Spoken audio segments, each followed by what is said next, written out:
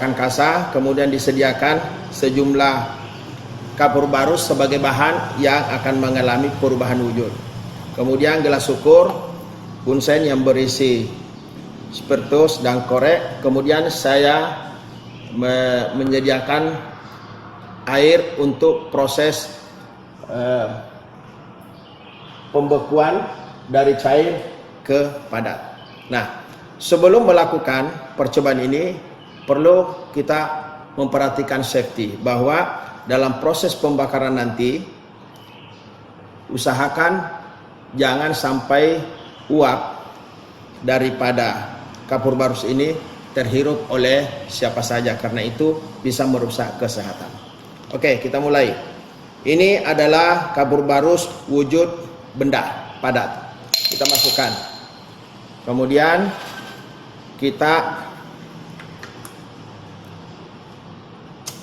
panaskan. Nah, sekarang benda padat ini dalam keseharian kita akan mengalami proses perubahan wujud menjadi gas dengan kata menyublim. Nah, cuma prosesnya agak lambat karena kapur barus yang ada di rumah lama prosesnya baru habis. Nah, dalam percobaan ini kita percepat. Nah, sekarang saya masukkan. Saya beri penyangga supaya agak dekat. Nah, saya membakarnya ini dengan kata lain bahwa perubahan wujud ini memerlukan kalor. Nah, sekarang kita lihat. Dan saya menutup gelas ukurnya untuk menutupi agar uap yang dihasilkan terhalang oleh karton ini. Nah, kita akan menunggu prosesnya dari padat ke cair dan dari padat ke gas. Sekarang proses sudah mulai terjadi dari padat ke cair dan dari padat ke gas. Kemudian cair yang dihasilkan juga mengalami penguapan. Jadi sekarang dalam proses terjadi dari padat ke gas dengan menyublim, dan kemudian sekarang kapur barus sudah mulai mencair, berarti dari padat ke cair. Sudah mencair, kemudian cairan itu sendiri berubah lagi menjadi uap. Jadi sekarang proses terjadi penguapan. Jadi dalam saat ini terjadi proses menyublim, mencair, dan menguap. Kita lihat uap kapur barus yang ada di dalam yang kita kategorikan sebagai wujud gas. Nah, sudah terlihat cairan kapur barus. Kita menunggu beberapa saat sampai terjadi pencairan secara keseluruhan. Nah, sekarang terlihat bahwa kapur barus sudah berubah wujud, hampir sudah di atas 90% berubah menjadi cair, dan proses perubahan dari cair ke gas juga tetap berlangsung. Terlihat ke atas menuju ke karton ini.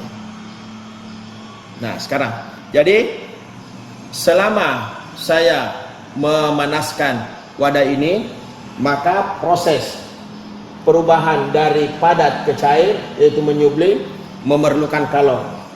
Proses dari padat ke cair, yaitu mencair, memerlukan kalor. Proses dari cair ke gas, yaitu menguap, memerlukan kalor. Nah, sekarang kita melihat proses kebalikan, yaitu membeku dan mengkristal. Nah, sekarang saya keluarkan apinya. Nah, sekarang wadah ini tentu suhunya turun. Berarti kita katakan proses mengeluarkan kalor. Nah, sambil kita menunggu untuk membeku, kita lihat hasil yang ada di penutup karton ini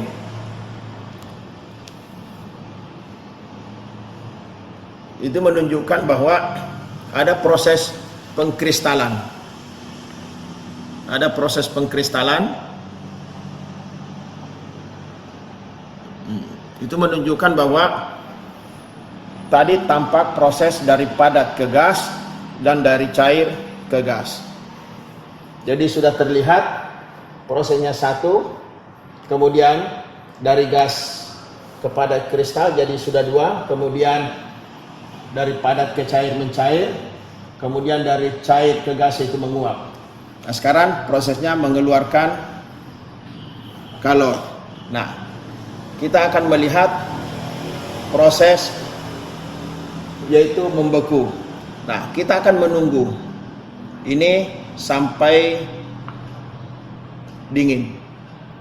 Nah, untuk mempercepat pendinginan, proses pembekuan, kita bisa rendam ini di air. Ya, kita bisa rendam dengan cara menurunkan secara pelan-pelan agar proses perubahan suhu tidak terjadi secara mendadak. Jadi ini adalah cair, kita lihat. Jadi terjadi proses